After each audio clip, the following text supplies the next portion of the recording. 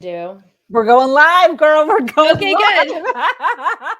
Hello and welcome to today's episode of Her Version. This podcast is dedicated to sharing stories of struggle to triumph, a platform that allows individuals to tell their truth in order to inspire and uplift others. For those of you that are new to this podcast and like content like this, make sure you hit that subscribe button. Make sure you follow, like, and share. I am your host, Sabrina Victoria. Let's jump right in.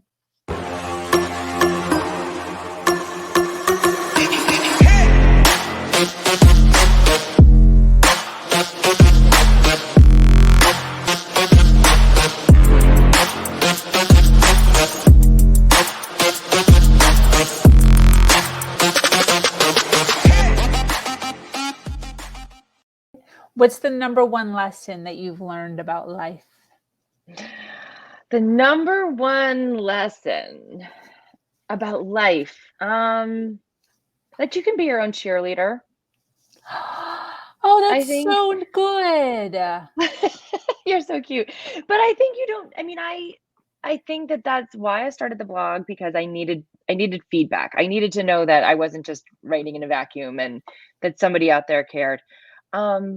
And that feedback was really helpful, but at the same time, I really do think that you need to be your own cheerleader.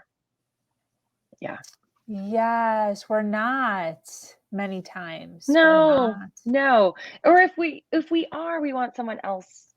We still want someone else. We still want a lot of external validation. And I think that the difference between internal and external validation is really huge as far as personal growth and figuring yourself out.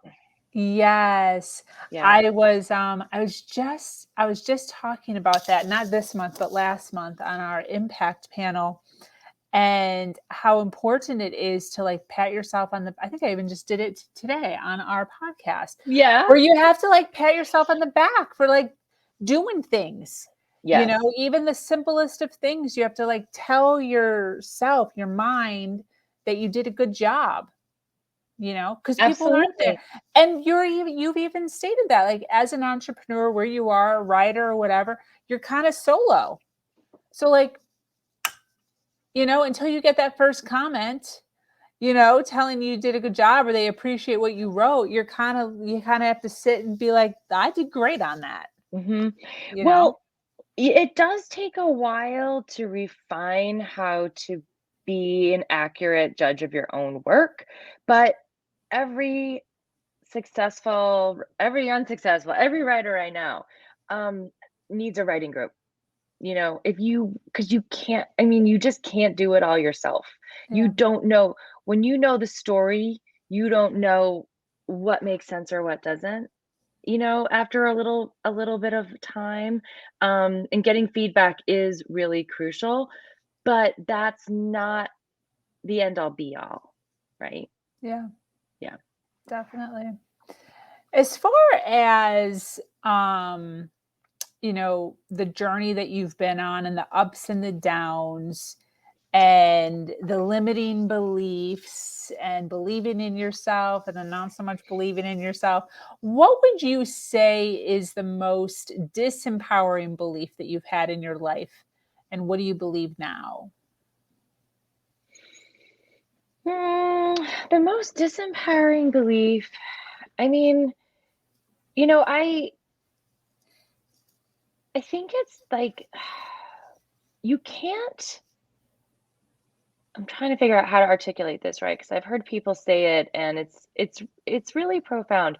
But if you don't know anybody in your life who's ever been a published writer or anything, right? If you don't know anyone who's ever been a lawyer, if you don't know, it's hard to believe that you can do it too, right? And so it falls into that idea that you have to start surrounding yourself with people who are already doing what you want to do.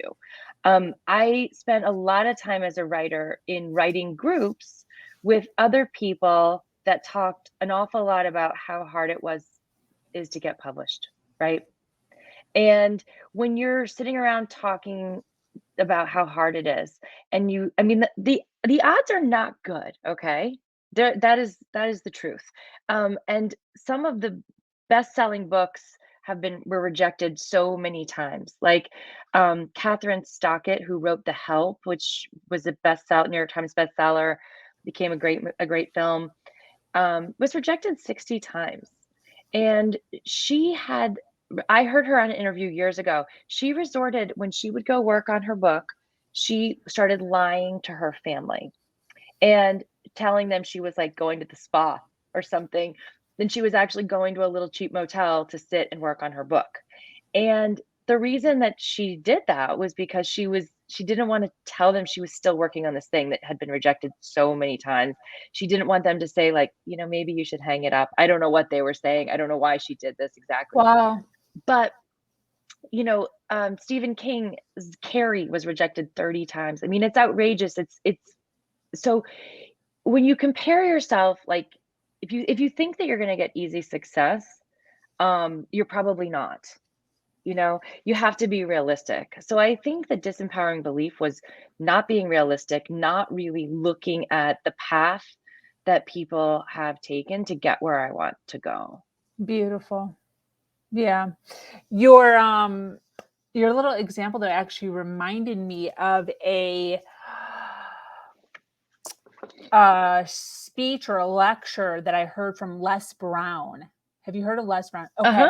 So he gives this segment of his spiel about how up to a certain point, I don't remember the year, no one believed that you could run the mile in under 4 minutes. Totally.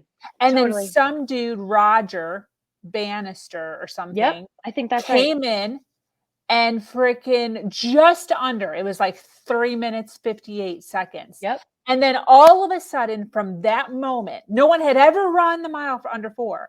And then from that moment forward, there's been like, I don't know what he said, 20 something, 2,000 something, tons of people have run the mile in under 4 minutes, just like what you said. That's exactly what I'm talking about. Yeah. Yes. Like you can't, if you don't believe that it's even possible, you're never going to get there. Yes. And that mile example is a really good one. I also think, and I'm not a mathematician, but so I wouldn't totally quote me on this, but the odds of getting published are so bad, right? But you're comparing yourself against maybe everybody who wants to get published. Maybe they're not working as hard as you. Maybe they're not getting up at 5 a.m. to write before work, or maybe they're not giving up their weekends, right?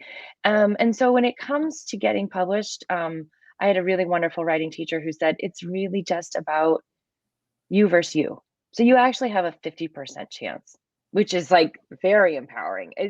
It's not exactly true. Okay, like I said, I'm not a statistician or a mathematician. But I love that. But it's just you versus you, right? You're either going to do it or you're not. And in comparing yourself to other people can be terrible. However, like the running example, if just knowing that it's possible is everything you need in order to make it possible yourself. Yes. Oh, I love that. I'm writing that down. That is absolutely true. So great. Listen, we have a ton of people sitting here. We've been over an hour. We're chatting now. So I just want to give a high five to everyone here that is hanging out with us, supporting us, listening to the Her Version podcast, and Miss Jaime here. So obviously they're interested in what you're saying and what you're doing.